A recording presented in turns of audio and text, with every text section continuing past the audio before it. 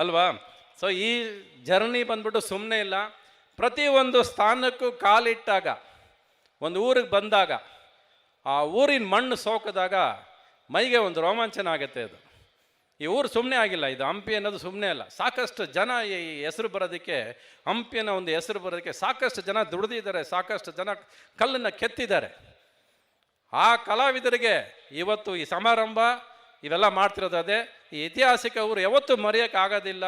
ಇದು ಹೆಂಗೆ ನಮ್ಮ 500 ವರ್ಷದಿಂದ ಹೋಗಿದ್ದ ಸಂಪತ್ತು ಅಯೋಧ್ಯೆಗೆ ಗತ್ತು ತಾಕತ್ ಸಮೇತ ಹೆಂಗೆ ವಾಪಸ್ ಬಂತು, ಆ ಉತ್ಸವ ಥರ ಇಲ್ಲೂ ನಡಿಬೇಕು. ನಮಗೆ ಇದಕ್ಕಿಂತ ದೊಡ್ಡದಾಗಬೇಕು.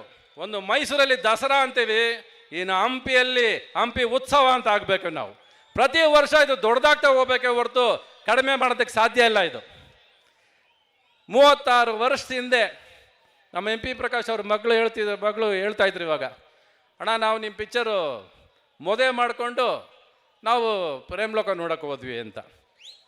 36 ವರ್ಷ ಆದರೂ ಪ್ರೇಮ್ಲೋಕ ಮರೆಯೋಕ್ಕಾಗಲ್ಲ ಜನದ ಕೈಯಲ್ಲಿ. ಅಂದರೆ ಇನ್ನೇನ್ರಿ ಸಾಧಿಸೋದು ನಾನು, ಅಲ್ವಾ? ಸೊ ಈ ಜರ್ನಿ ಬಂದ್ಬಿಟ್ಟು ಸುಮ್ಮನೆ ಇಲ್ಲ. ಪ್ರತಿಯೊಂದು ಸ್ಥಾನಕ್ಕೂ ಕಾಲಿಟ್ಟಾಗ, ಒಂದು ಊರಿಗೆ ಬಂದಾಗ, ಆ ಊರಿನ ಮಣ್ಣು ಸೋಕಿದಾಗ ಮೈಗೆ ಒಂದು ರೋಮಾಂಚನ ಆಗುತ್ತೆ. ಅದು ಈ ಊರು ಸುಮ್ಮನೆ ಆಗಿಲ್ಲ. ಇದು ಹಂಪಿ ಅನ್ನೋದು ಸುಮ್ಮನೆ ಅಲ್ಲ. ಸಾಕಷ್ಟು ಜನ ಈ ಹೆಸರು ಬರೋದಕ್ಕೆ, ಹಂಪಿ ಅನ್ನೋ ಒಂದು ಹೆಸರು ಬರೋದಕ್ಕೆ ಸಾಕಷ್ಟು ಜನ ದುಡಿದಿದ್ದಾರೆ, ಸಾಕಷ್ಟು ಜನ ಕಲ್ಲನ್ನು ಕೆತ್ತಿದ್ದಾರೆ. ಆ ಕಲಾವಿದರಿಗೆ ಇವತ್ತು ಈ ಸಮಾರಂಭ ಇವೆಲ್ಲ ಮಾಡ್ತಿರೋದು ಅದೇ. ಈ ಐತಿಹಾಸಿಕ ಊರು ಯಾವತ್ತೂ ಮರೆಯೋಕ್ಕಾಗೋದಿಲ್ಲ. ಇದು ಹೆಂಗೆ ನಮ್ಮ 500 ವರ್ಷದಿಂದ ಹೋಗಿದ್ದ ಸಂಪತ್ತು ಅಯೋಧ್ಯೆಗೆ ಗತ್ತು ತಾಕತ್ ಸಮೇತ ಹೆಂಗೆ ವಾಪಸ್ ಬಂತು, ಆ ಉತ್ಸವ ಥರ ಇಲ್ಲೂ ನಡಿಬೇಕು. ನಮಗೆ ಇದಕ್ಕಿಂತ ದೊಡ್ಡದಾಗಬೇಕು.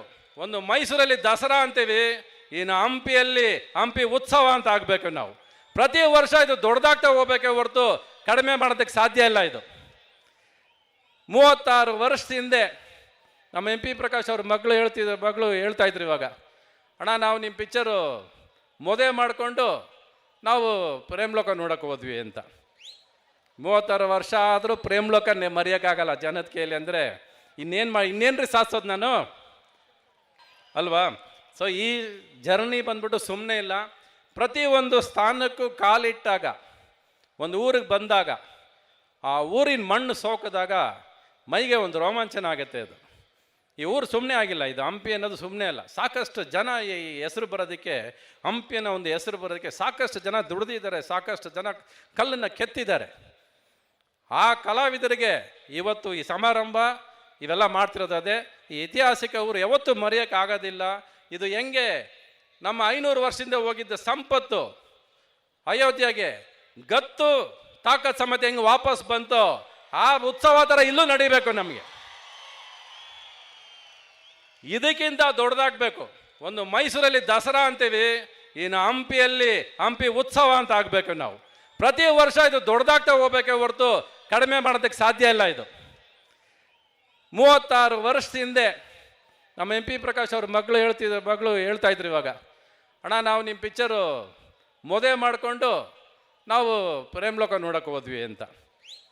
36 ವರ್ಷ ಆದರೂ ಪ್ರೇಮ್ಲೋಕ ಮರೆಯೋಕ್ಕಾಗಲ್ಲ ಜನದ ಕೈಯಲ್ಲಿ. ಅಂದರೆ ಇನ್ನೇನ್ರಿ ಸಾಧಿಸೋದು ನಾನು.